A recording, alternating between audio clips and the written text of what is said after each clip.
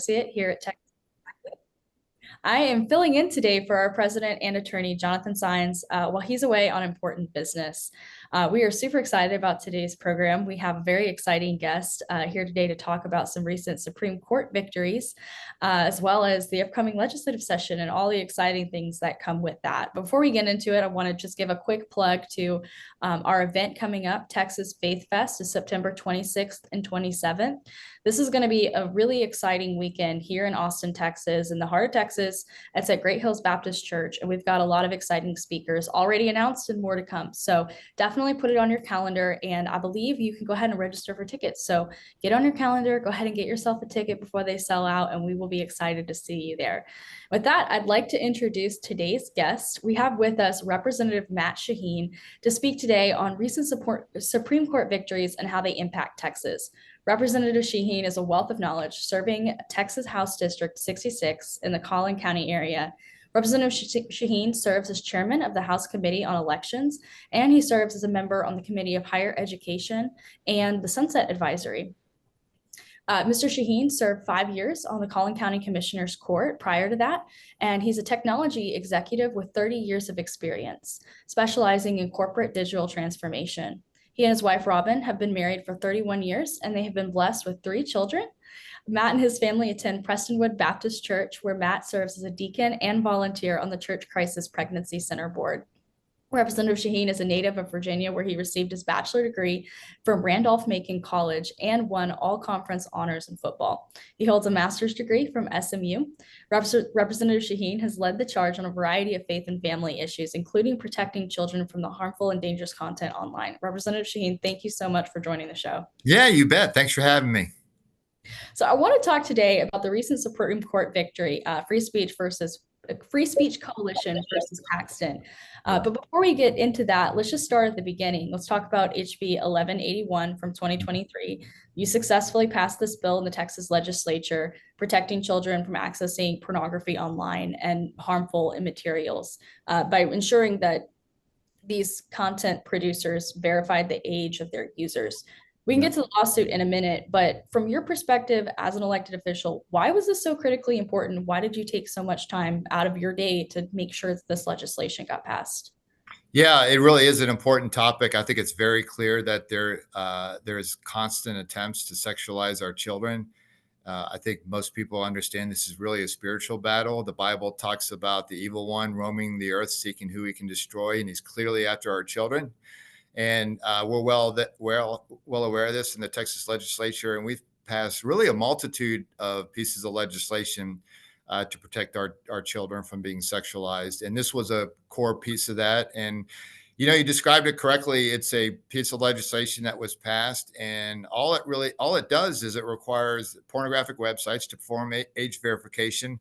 Age verification is something that happens throughout the global internet, tens of thousands, if not hundreds of thousands of times a day, whether it's purchasing, things like alcohol or tobacco in states and countries where that's allowed, where gambling's legalized. We don't want that to happen in Texas, but where that is legal, there's age verification. And so we applied those same requirements to the pornographic websites. We made it very straightforward, very simple. They could do the age verification themselves. They could hire a third party to do it. And we put provisions in there to protect the privacy of individuals. And instead of just accommodating that law, what the pornographic websites did is they did 2 things. One is they cut off access to the state of Texas, which I didn't really have a problem with. But instead of just accommodating a very reasonable law, they cut off access. The second thing they did is, of course, they filed lawsuit. And so I think it's important for your listeners to understand that this war against our children, these attempts to sexualize our children are real. And the fact that these pornographic websites fought us tells you what their ultimate intent is: to hook our children on pornographic materials, sexualize them, degrade women. And so we're going to continue to fight this, but that's how the legislation was crafted. And so we'll continue to revisit this. Technology, as you know, changes, and we've had to pass legislation with respect to artificial intelligence and protecting graphic images of children, artificial intelligence. We've been able to pass this, but there's going to be constant views of how to protect kids from being sexualized most every session in the Texas legislature, because unfortunately that's where we are. But we are winning this battle. I agree. I agree. We are definitely winning this battle, but it's important to keep pushing forward like we do. And I know you do as well, Representative Shaheen. Like you said, this is a very simple, reasonable requirement that was put forth to protect children. But can you explain to our audience a little bit, just talk to them about why it's so important to protect them? What are the harmful effects of early exposure to adult content and pornography? How does that affect our children? Yeah, it's really not debatable. There's multiple studies, including federal studies, as far as there's just the challenge of too much exposure to pornography for any individual, especially a child, where it creates normal relationships. It creates issues with that. Children specifically, though, their brains are still being wired, and they're being exposed to just incredibly harmful content. And one of the things that we're noticing in our local juvenile detention facility is the significant increase in sex-related crimes amongst young children. And quite frankly, there's even some sex. They're seeing images on the web that they don't really quite understand, but they're still acting them out. They may not even physically be mature enough to do these types of actions, but they're seeing it on the web, and it's causing all kinds of issues. But it does create significant mental health issues, depression issues, unrealistic expectations. But the most important thing to understand is there's an addictive nature to pornography. And these children, the main thing that we need to remember also is that their brains are still being wired. So to be exposed to this kind of unacceptable content, this harsh content, when they're young and their brains are still forming and they're still being wired, it has long-term effects. And so again, it's incredibly harmful, and there's just no debate about that. Very few, even the people that oppose this bill, will try not to argue that, because they know that's a losing battle for them. Yeah, absolutely. It is a losing battle because it's really very clear how harmful it is to everyone, but especially to children. Yep. And so we're just very appreciative of your efforts there. So the lawsuit gets filed against, it passes out of the Texas House and Texas Senate, it gets signed into law. And then, like you mentioned, these distributors pulled out of Texas entirely. And then a lawsuit was filed against the bill, and it ends up making it all the way to the Supreme Court. First of all, what was that like, having a bill go all the way to the Supreme Court? I mean, you were the author of the legislation, and to see it in the highest court of the land, that had to be an experience. Yeah, it's actually very surreal. So it was interesting. The Texas legislature, per the Constitution, every odd year we convene the second Tuesday. And so in January, the second Tuesday, I'm down at Austin, down in the Capitol with my family, and putting my hand on the Bible and taking my oath of office. And then that evening, I'm on a plane to Washington, D.C., because the oral arguments were actually the next day. So, yeah, Megan, to your point, of course, there was lots of great advocates that were there, not just me, but advocates from really across the nation. There have been other legislators that have filed similar pieces of legislation. And so we were all there. We all spoke in front of the U.S. Supreme Court and gave speeches and addressed the press. And then we walked into the Supreme Court, and it was pretty surreal to sit in and listen to the oral arguments, and listen to Justice Thomas and some of the other Supreme Court justices that we obviously so grateful for their service and their steadfastness for the U.S. Constitution. Justice Thomas ended up being the one to write the opinion.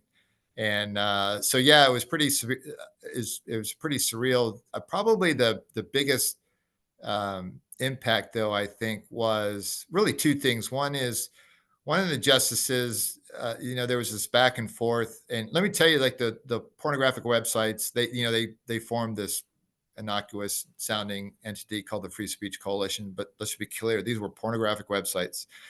And at one point, and their defense was a disaster. I mean, they were either ill prepared, or it was just such a disadvantage, the silly position that they were taking. But one of the justices at the end, I think there was just some frustration over this, and is Amy Comey Bryant, and she essentially said, like, look, I'm looking at this as from a mom's perspective, not just a constitutional perspective. And I think it was several of the other justices that were asking a very simple question. If the pornographic websites understand that in a brick and mortar sex show location, it's acceptable to ask for an ID, why is it not acceptable to ask for an ID online? And they simply couldn't answer that question. So it really was a disaster for them.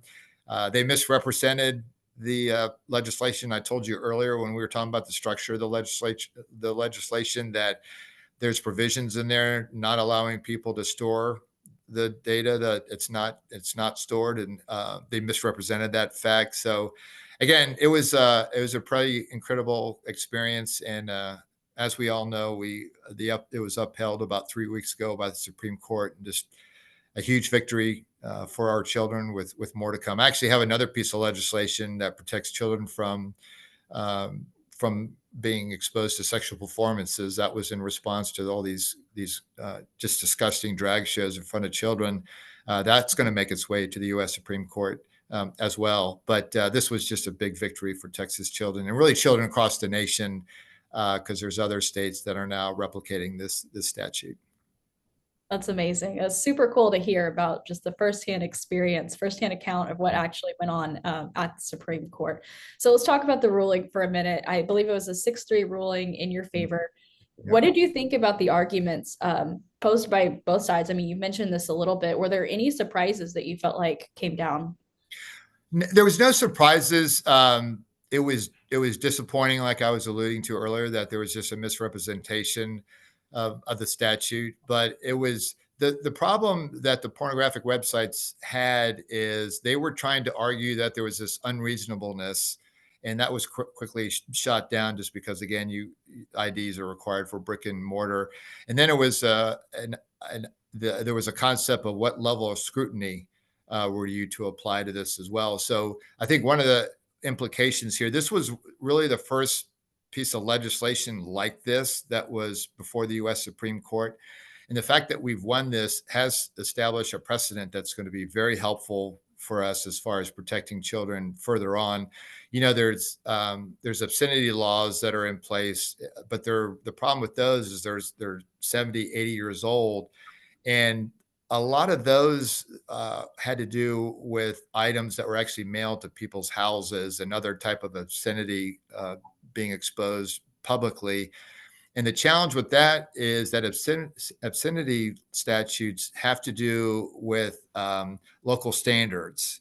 And the problem is the internet doesn't have a local standard, right? So that you may have you may hear about, a test that needs to apply to something to see whether it's pornographic in nature and the like. And part of this test is local standards, where there is no local standards on the internet. So the fact that this was a win is really going to be influential in a lot of other legislation that makes it to the U.S. Supreme Court. So not only is it a short-term win for Texas children, really children across the nation, but as far as additional efforts ongoing to protect children, this is just a huge win for us. That's awesome. Bridges into my next question was going to be like, how is this having an effect on the state of Texas now, and how do you think it's going to have an effect on the state of Texas in the future?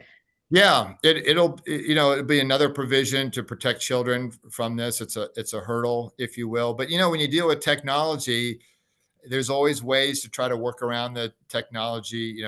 There's can be attempts to use VPN, or you can be at the border of Texas, and then it's your exact location isn't always clear when you're on the internet. And so there's some workarounds that I'm sure people are trying and attempting to work on, that we'll have to address those.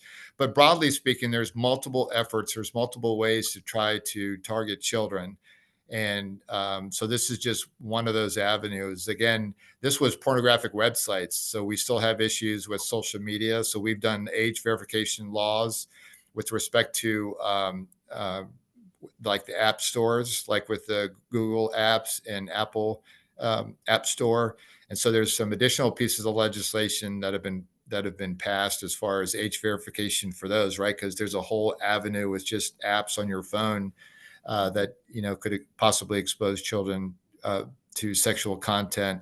And then there's the whole idea about having filters, mandating filters. One of the pieces of legislation that I have passed and wasn't able to get across the goal line, and we'll try again next session, is requiring filters on our devices. The problems that we have is not only are we fighting a lot of these pornographic websites, but we're also fighting the technology companies that don't necessarily want to take these burdens on.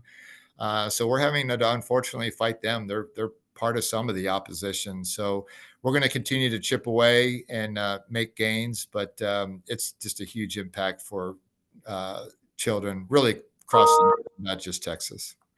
Absolutely. Well, and so I think a few states have adopted this, quite a few actually. Do you think that this ruling is going to help further that effort and hopefully get these laws passed in other states? I mean, in my opinion, Texas leads the nation on a lot of these issues. And so Yeah. it's my hope that that Texas is leading the way on this one, and that hopefully there will be more states that have the courage to follow. Uh, do you feel like that's the case with this law? Yeah, that's definitely the case. And you're right. There's several states that have it already. When we passed it, when the governor signed the legislation, we were getting phone calls from other state legislators. And so we have like a template, if you will, for other states that's now passed Supreme Court muster. And it's really interesting. It's very challenging and difficult to write these pieces of legislation because you do have to write it in such a fashion that it survives the Supreme Court. And Texas Values plays a role in that, and it's a huge help, not only just for advocating, but we were working with organizations like Texas Values and other organizations really across the nation that were providing us legal support and lawyers that were reviewing the statute and the way it had been written. And we had actually taken input to help us because we knew one day it was going to go before the U.S. Supreme Court. So really a big thanks to Texas Values and the other organizations throughout the nation that help us with these types of bills. Well, we appreciate it. We are happy to be of assistance in all of that. We have very skilled leaders on our team that jump in when the time is right to help with And these you're kinds. doing a better job than Jonathan, by the way. So I just want to go on record saying that. No. I'll take the compliment though. Well, one more thing I want to talk about when it comes to this Supreme Court decision is, we talked about it a little bit earlier, but they really rested their case on the idea that this was a free speech issue. And I'm just curious, as someone that I'm sure is very fond of the First Amendment, what did you think of that argument? And how do we articulate the fact that this is not a free speech issue and that it doesn't violate the First Amendment? Yeah, not at all. That was really another weak component of you will for their organization for their arguments. I mean, at the end of the day, children do not have a constitutional right to view pornography. And again, there are the Supreme Court has consistently applied the right for the government interest to apply restrictions on speech, reasonable restrictions on speech, and of course those are what's debated and the like. But no, I appreciate you saying the free speech is very precious to all of us. It's one of our great freedoms. But it was an incredibly weak argument. I think the pornographic websites thought that was going to be their main thrust. Again, that's why they named their coalition the Free Speech Coalition. But at the end of the day, there's already, even outside of the internet, there's already restrictions placed on this type of abusive content. And so, again, it was another area where they really struck out. Their performance during the oral arguments was really a disaster. I mean, they really fell short. At one point, I was wondering if it was going to be a 7-2 decisions because one of the Supreme Court justices that was a Democrat appointee, quite frankly, she seemed to struggle for a while, and she was probing a lot of her questions. I was sitting there wondering if she was going to vote on our side, but at the end of the day, she didn't. But 6-3 ruling is an incredibly strong message to, like what you were saying, future other legislatures that haven't passed this legislation. You're going to see this at some point. My guess is all 50 states, even some of your blue states, are going to pass this because this is really a bipartisan piece of legislation. There wasn't like a lot of opposition to this, so this really isn't even a Republican versus Democrat position. It's more of I think, an everyday Texan or everyday American against maybe liberal Democrat extremists that do want to sexualize children. But the support for this is just massive. Yeah, I'm as it should be. I mean, like you said, this is a bipartisan issue. I Yeah, mean, it shouldn't be that difficult, but we appreciate the work that you did on this bill, and we're so excited to see it successfully get through the Supreme Court. I want yeah, to pivot a little bit. Special session is just around the corner. It starts yeah. today. We'll all be back at the Capitol, so we'll be seeing you around very soon. So, are you excited to get back to the Capitol? And is there anything particular that you're ready to get to work on?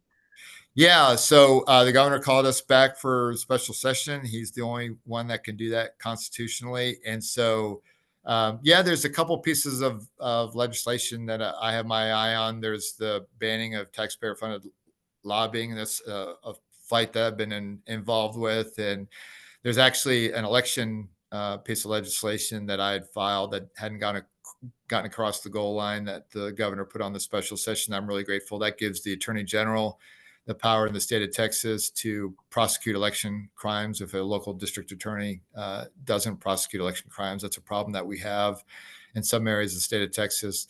And then there's women's privacy. It's an item that I've been fighting since my freshman year, being in the legislature. And we have a lot of great legislators, Valerie Swanson being one of them, that have really just been highly successful in this area. She's passed the legislation protecting women's sports. Raleigh Gaines actually has been down to the Texas legislature multiple times to help us with those battles. But women's privacy is something. It's a huge concern. The governor put on the call, and I'm sure Valerie and some of our other conservative leaders are going to be leading that effort. And I look forward to supporting their efforts during the special. Well, that's really exciting to hear.